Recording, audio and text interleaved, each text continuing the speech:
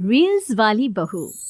प्रज्ञा को रील्स बनाने का बड़ा ही क्रेज है और वो दिन भर रील्स बनाती रहती है। खाते पीते घूमते फिरते घर में कॉलेज में रील्स बनाने के कारण प्रज्ञा पूरे कॉलेज में हाईलाइटेड है। जहां उसकी रील्स सभी को पसंद आते हैं, वहीं मनीषा चिंता में डूबी रहती है। एक रोज जब खाते हुए प्रज्ञा रील्स बना रही होती है, तब मनीषा कहती है, 1 मिनट भी चैन नहीं है इस लड़की को। ये नहीं कि खाना तो आराम से खा ले, लेकिन नहीं, अरे थोड़ी देर रील्स नहीं बनाओगी तो आसमान नहीं टूट पड़ेगा। अरे मम्मी, इसी को तो कहते हैं डिटर्मिनेशन। तुम नहीं समझोगी ये सब। भगवान, इस लड़की को सद्बुद्धि दे। जब देखो तब टेढ़ा बाका मुंह बनाती रहती है। मनीषा की बात का प्रज्ञा पर जरा भी असर नहीं होता और वो खाते खाते रील्स बनाती रहती है। दिन बीतने लगते हैं और देखते देखते प्रज्ञा का कॉलेज भी खत्म हो जाता है। आए दिन कोई ना कोई मनीषा को प्रज्ञा की शादी करवाने का सुझाव दी जाता है। सब ठीक ही कहते हैं, प्रज्ञा की शादी कर देनी चाहिए। अपने घर के काम काज में व्यस्त हो जाएगी तो खुद ही ये रील्स और नाच गाना बंद हो जाएगा। मनीषा और प्रेम प्रज्ञा के लिए एक अच्छा लड़का ढूंढने लगते हैं और तभी विकी का रिश्ता प्रज्ञा के लिए आता है, जिसने प्रज्ञा को उसकी रील्स देखकर पसंद कर लिया था। अगले दिन विकी अपने माता पिता के साथ प्रज्ञा के घर पहुंच जाता है और प्रज्ञा साड़ी पहने हाथों में चाय की ट्रे लिए उनके सामने आती है। जब विकी को पसंद है तो हमें भी बहू पसंद है। बहन जी, आप बारात की तैयारी कीजिए। एक बार लड़का लड़की अकेले में बात कर ले तो अच्छा रहेगा। हाँ हाँ, क्यों नहीं। मनीषा विकी को प्रज्ञा के कमरे में भेजती है, जहां प्रज्ञा पहले से ही रील्स बना रही होती है। तभी विकी कहता है, आ गए आपके साजन जी। हमारे साथ ये रील्स कंप्लीट करती तो और भी अच्छा रहता। अच्छा जी, अब आ ही गए हैं तो बना ही लेती हूँ आपके साथ। दोनों मिलकर रील्स बनाते हैं। जब वी मीट और तुरंत पोस्ट भी कर देते हैं। फिर विकी कहता है, जब आप साड़ी में चाय लेकर आए तब मुझे लगा कि कहीं मैं गलत घर में तो नहीं आ गया। अब सही है। दोनों की शादी पक्की हो जाती है और शादी के दिन भी प्रज्ञा रील्स बनाने से चूकती नहीं। यहाँ तक कि बारात के समय भी नाचते हुए रील्स बनाती है।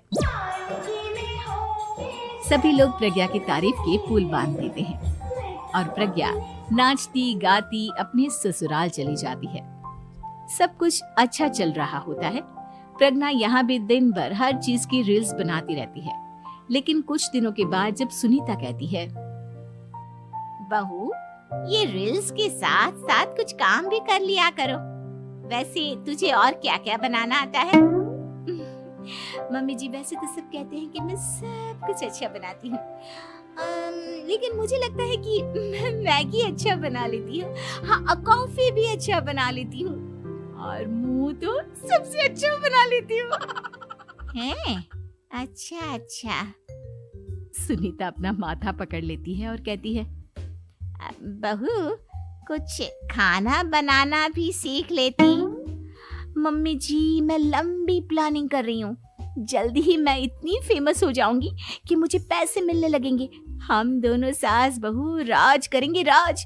नौकर काम करेंगे और लोगों की तो लाइन लगेगी हमसे मिलने के लिए। तेरा दिमाग खराब हो गया है क्या बहू? हंसी मजाक तक ठीक है, लेकिन इस तरह घर नहीं चलते। जितना जल्दी हो इस घर के तौर तरीकों को सीख लो। प्रज्ञा मुंह घुमाकर चली जाती है और तुरंत उसी वक्त एक रील बनाती है। ये देख सुनीता का गुस्सा 7वें आसमान पर चला जाता है और विकी के घर आती ही सुनीता उसे सब कुछ बताती है। विकी भी अब प्रज्ञा की इन हरकतों से परेशान हो जाता है। तुम टेंशन मत लो मम्मा, मैं देख लूंगा। विकी कमरे में जाता है तो देखता है कि प्रज्ञा रील्स बना रही है। विकी बड़े ही प्यार से प्रज्ञा से कहता है, प्रज्ञा, इन सब के लिए मैं तुम्हें मना नहीं कर रहा हूँ, लेकिन फिर भी हर वक्त तो ये अच्छा नहीं लगता ना। समझने की कोशिश करो, मुझे भी तुम्हारा थोड़ा वक्त चाहिए। मैं जब ऑफिस से आता हूँ तो मुझे समय देने की जगह इसी में लगी रहती है। तुम ज्यादा ही सोच रहे हो। तुम भी मेरे साथ रील्स बनाओ ना, तुम्हें भी बहुत अच्छा लगेगा। तुम्हें इज्जत से कोई बात समझ में नहीं आती क्या? दिमाग खराब हो गया है तुम्हारा इस चकाचौंध से। अगर तुमने अपना रवैया नहीं बदला तो मैं तुमसे दूर चला जाऊंगा। तुम ही रिश्ता लेकर आए थे, मुझे लड़कों की कमी नहीं थी और ना आज है।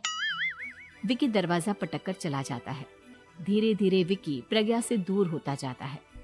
एक रोज मनीषा प्रज्ञा के ससुराल उससे मिलने जाती है।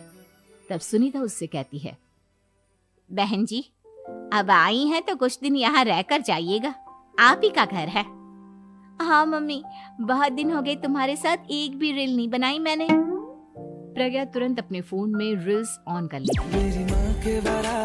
ये सब मुझसे नहीं होता। तेरा ये भूत अभी तक नहीं उतरा क्या? बहन जी, आप कुछ कहती नहीं क्या इसे?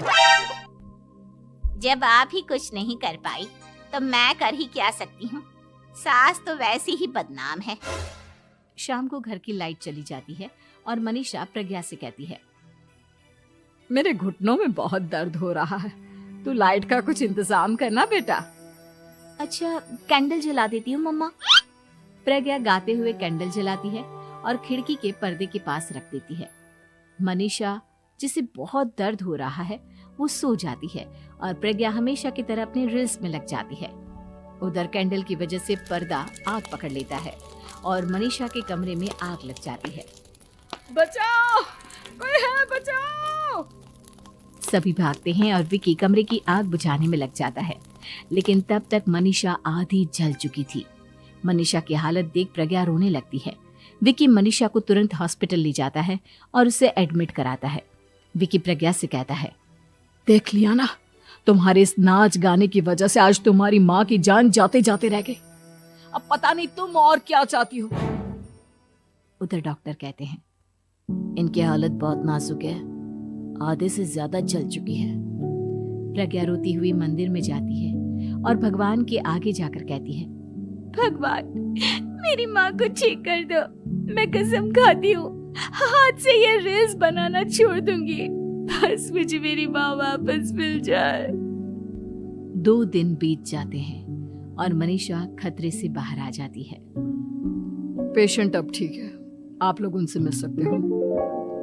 सब कोई मनीषा से मिलता है और प्रज्ञा सबके सामने अपना फोन तोड़ देती है। मुझे माफ कर दो मम्मा, मैंने तुम लोगों की बातों को नजरअंदाज किया। बेटा, कोई भी चीज जरूरत से ज्यादा खराब है। मैंने तुम्हें रील्स बनाने से कभी मना नहीं किया, लेकिन हर वक्त एक ही चीज तो सही नहीं है। मैं समझ गई हूँ मम्मा, आई एम सॉरी। प्रज्ञा उस दिन से रील्स बनाना छोड़ देती है और पूरी तरह से अपने घर